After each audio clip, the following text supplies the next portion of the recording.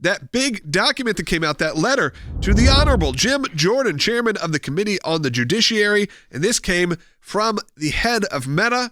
You know him, Mark Zuckerberg. You know him from Facebook. You know him from Instagram. All your favorite apps, a lot of them are, of course, run by Meta. And this is a pretty groundbreaking letter that came out stating essentially his regrets for working directly on censoring the public during the COVID 2021.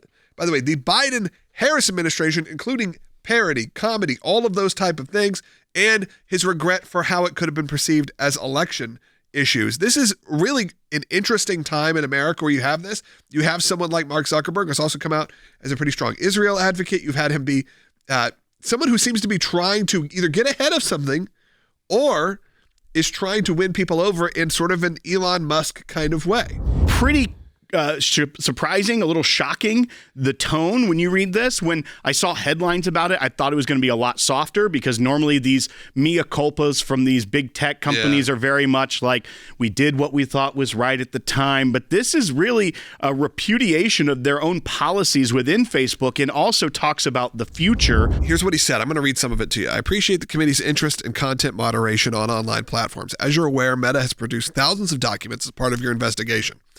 And made 12 employees available for transcribed interviews. Okay, so at that point, I'm thinking, okay, this is just going to be the normal form letter.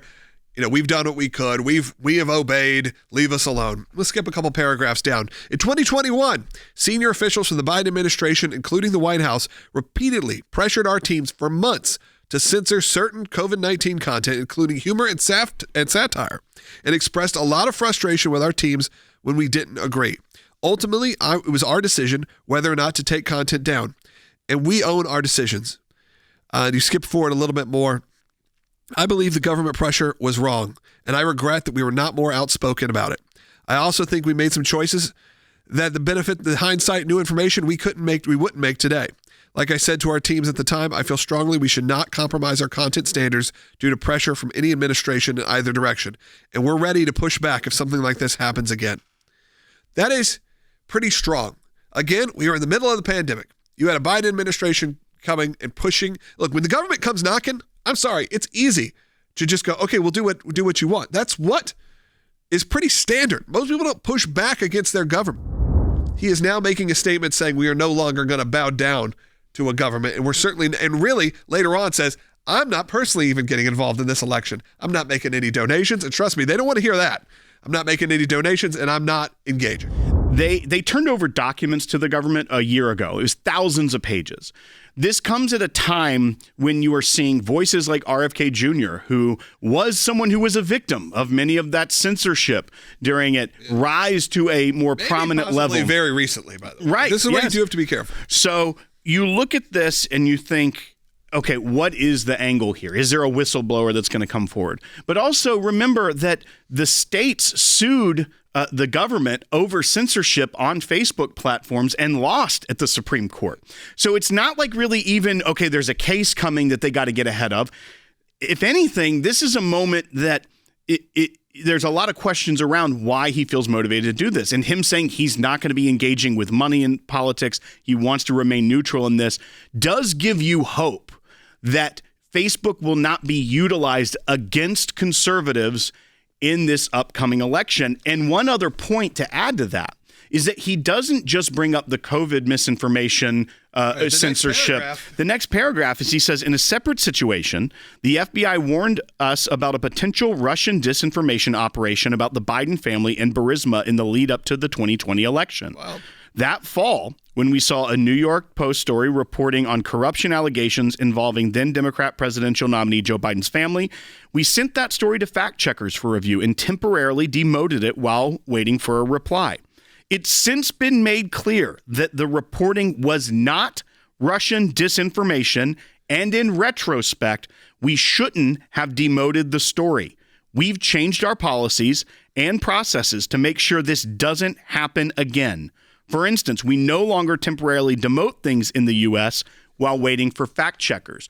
So once again, this is a mea culpa saying we did the wrong thing, and here's how we have changed our policies. As well, this isn't just an open letter to the public.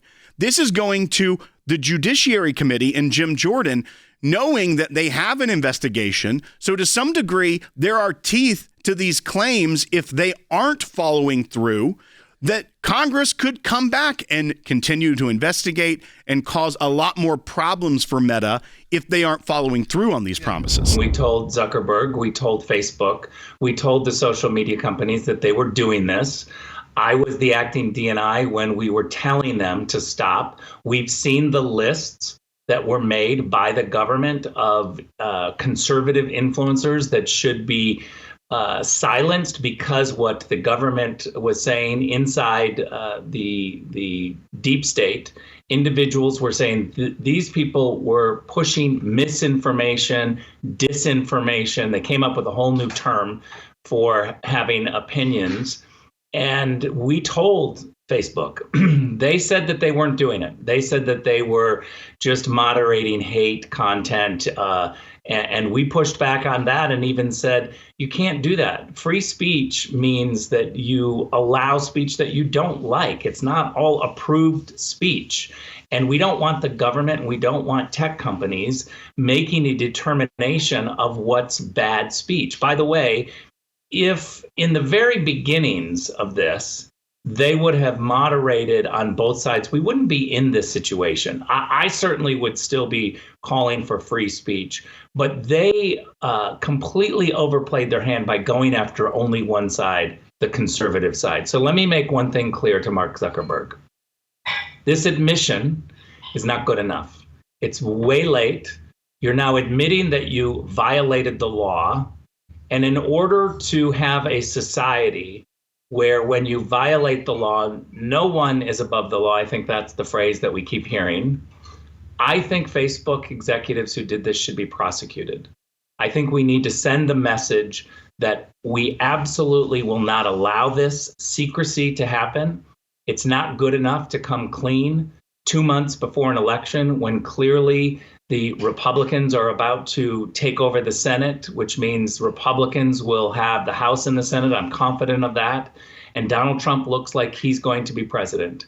And so now what we have is tech executives scrambling to say, oh, uncle, I want to tap out. Have mercy on me. And I'm all for mercy, but I'm also for having the ability to prosecute people. No one is above the law. We absolutely have to have justice. Russia was interfering in the discussions about our elections. There is no evidence, there never was any evidence that Russia was changing votes or manipulating machines. They were doing what they always do, which is push propaganda. You know, in the 50s and the 60s and the 70s, Americans knew because we used the word propaganda from the Russians. Well, the far left decided to change the word and call it misinformation or disinformation.